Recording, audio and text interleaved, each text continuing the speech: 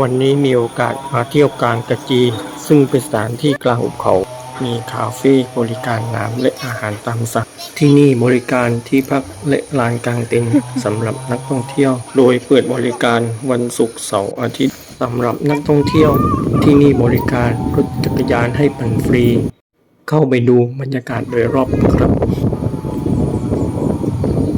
บอกไว้นะแต่ตรงนี้มันต้องเร็วแล้วอ่ะเดี๋ยวขึ้นความไม่ได้น้องขยิงลงเลย